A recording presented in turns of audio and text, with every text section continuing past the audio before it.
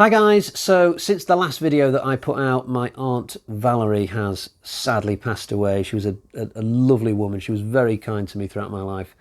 So I'm going to dedicate this video to her. That being said, she wasn't really into horror movies. She did like the occasional thriller, but I doubt she'll watch this video from wherever it is that she's gone to. But it's the thought that counts. So Val, this one's for you. Let's review Rec 2.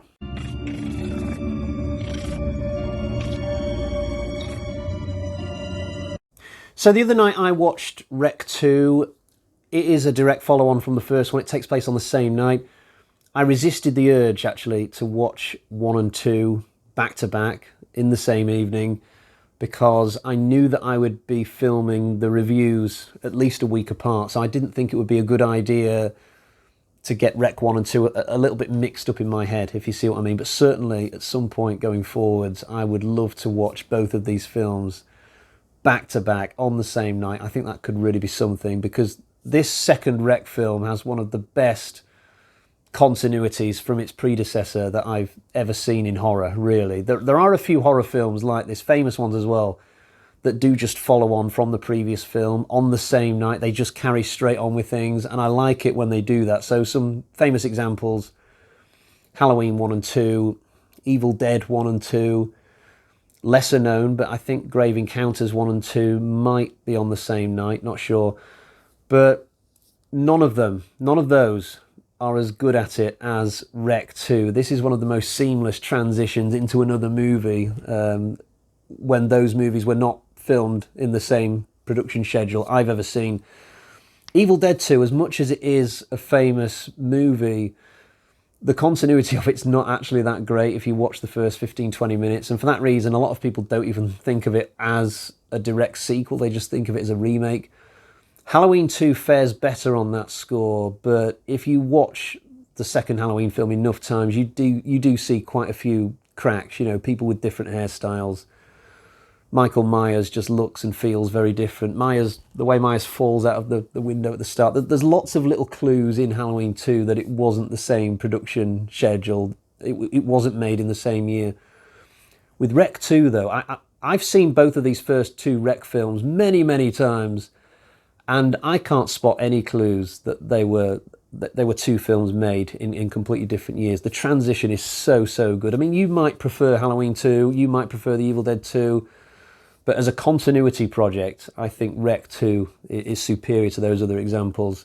So in this one, we get a SWAT team moving in to see what's the what inside this apartment building. And another thing I like about this sequel, it feels like a natural follow-on. It's not the case that the writers just thought to themselves, oh, we've got to do a sequel. How can we carry this on? What we see in Rec 2 is absolutely a natural progression of the storyline. It absolutely makes sense that the people outside this apartment building would realise that there's no more noise coming from within, and they've got to now escalate things, send in some heavier artillery, if you like, in the form of the SWAT team. It's either that or just bomb the building and kill the virus with certainty. But given the fact that this apartment building seems to be in the middle of the city, there are buildings connected to the apartment block, and potentially a lot of people in and around the building, I think probably if this was a real life scenario, they would try the SWAT team before they went nuclear on this place and wiped it from the map. So we've got this SWAT team going in, and it's quite a delicious moment at the start when you see them all kind of slapping magazines into these big weapons and stuff. It makes you sort of feel like this might be the aliens to the first Rex Alien.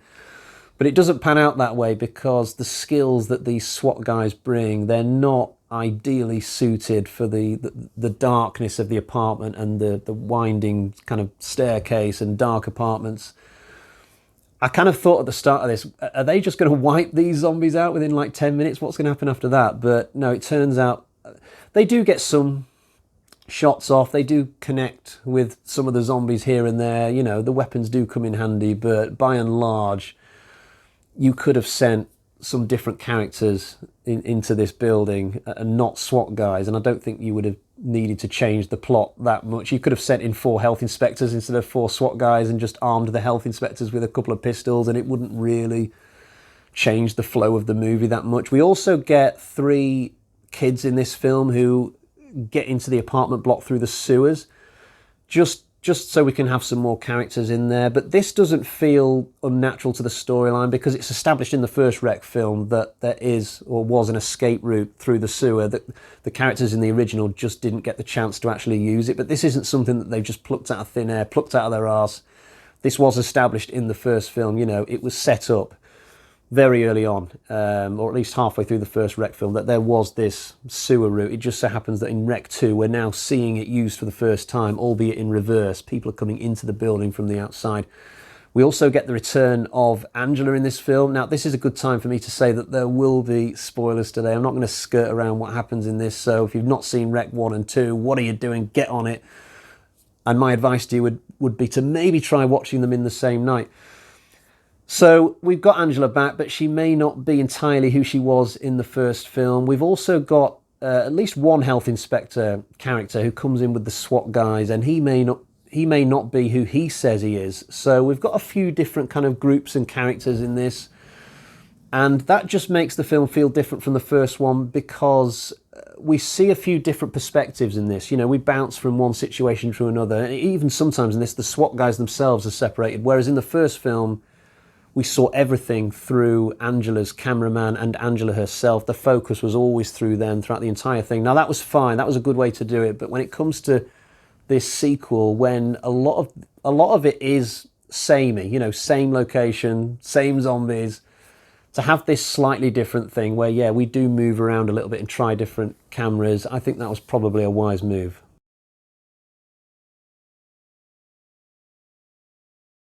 So the health inspector guy turns out to be a priest on a mission from the Vatican to quash this whole situation.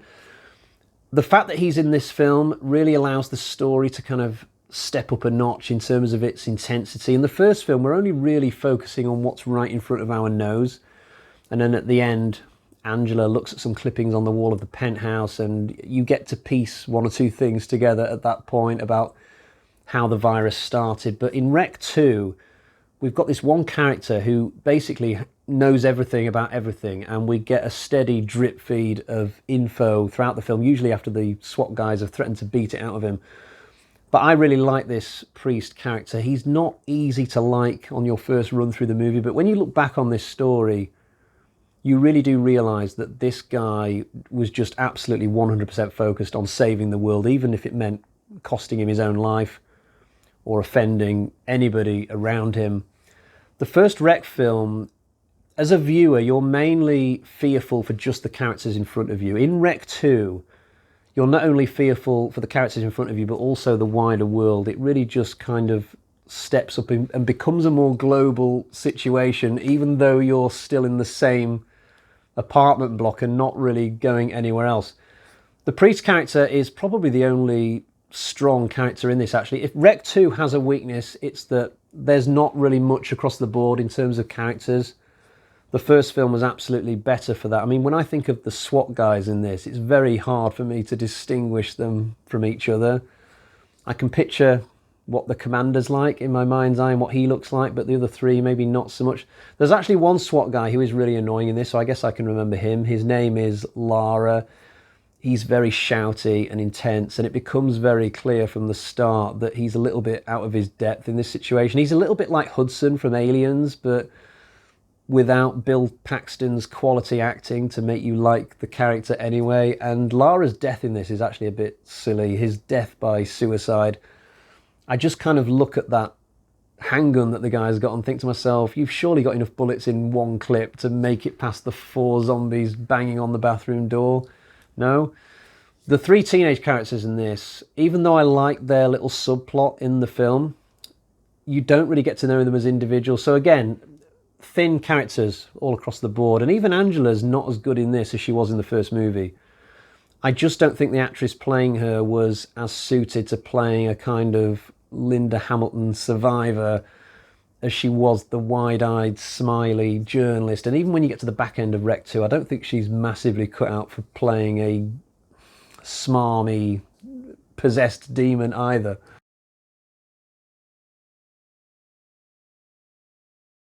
I said the word demon just now, but when I did my Rec 1 review, I did claim that this was a zombie series. And I still sort of stand by that, because this still feels like a zombie series for the most part, even though the films will occasionally tell us otherwise.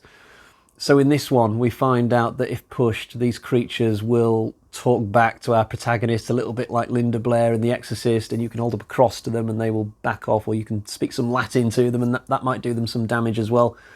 So at times, this kind of feels like a Conjuring universe type zombie film, if such a thing was possible.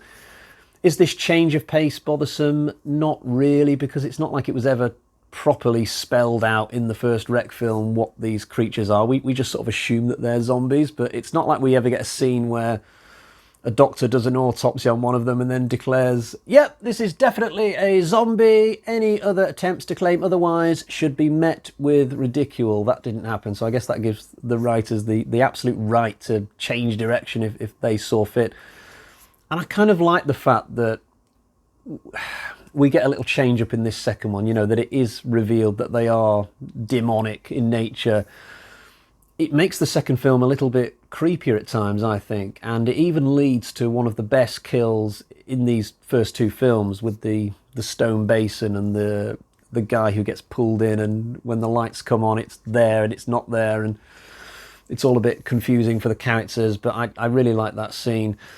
So overall, I think this is a really solid sequel, and I mean solid in the proper sense of the word, not just a throwaway line, oh, it's solid, No, I mean rock hard, solid sequel when it comes to this. It's really good in terms of its continuity. The quality of the second film is pretty close to the first film, which I gave a very, very good score for. Evil Dead 1 and 2 are very close in quality. You'll get loads of people who say the first one is the best. You'll get loads of people who say, no, Evil Dead 2 is better. But the continuity of those two films, when matched together, is not that great. Rec 1 and 2 does better on that score. The continuity between Halloween 1 and 2 is pretty good, but Halloween 1 is streets ahead of the second film in terms of quality. So all things combined, I think Rec stands up very well to a lot of other famous horror franchises that have tried to do this sort of thing, if you like. Right, I'll quickly show you the version of the film that I've got. Here is my copy of Rec 2. I've only got this on DVD. I'm not even sure there is a Blu-ray for Rec 2. There's not much in the way of features, some extended and deleted scenes. I only watched one of the deleted scenes, I think, which involved a cameraman giving an update to the press outside the building. It didn't really add much. I presume it would have been a scene from very early on in the film. I didn't watch any of the extended scenes, but by all means check them out if you've got this disc. There's nothing else apart from that. Picture quality, absolutely fine. Could it be improved by a Blu-ray or 4K? Yeah, probably, but it's not a film for me that is screaming out for an upgrade. A lot of this film takes place on dark stairways, dark apartments, and when that's the case, you might find that a DVD is absolutely fine, and I do when it comes to this series. It's not like we've got big sprawling landscapes with lush forests and mountains like Avatar or something. It's just begging for a 4K. Right, shall we get to the bag of terror and find out what sort of score I'm going to give this film? I think we should.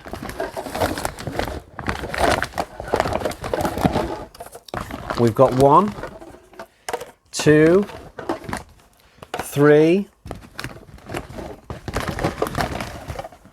4 bloody axes out of 5. I'm not going to tip the bag upside down today because I've just realised I've got some of the stuff in it and I don't want it going all over the place. But 4 bloody axes out of 5 is just half an axe, I should say, less than the score that I gave the original Rec. So like I said, very close to it in quality. These are two superb films, and I guess now it is time for us to move on to Rec 3. Now, I've only seen that film once, a few years ago. I did really enjoy it from memory. I'm really looking forward to watching it again. Rec 4, same, only seen it once, and I think I might have even been a little bit drunk at the time. My experiences with this franchise have mostly been Rec 1 and 2, I'll be honest. Rec 1 and 2 as a kind of package that I've always watched in the same week. I've seen many, many times. I'm very familiar with 1 and 2. 3 and 4, it's not quite the same as going into new movies, because like I said, I've seen them before, but they are going to feel very, very fresh to me compared to 1 and 2. Right, I will leave it there for today, and I'll leave you with this pearl of wisdom. If you're going to get a blow-up sex doll, Do not attach fireworks to the back. Use it for the purpose it was intended for. Goodbye.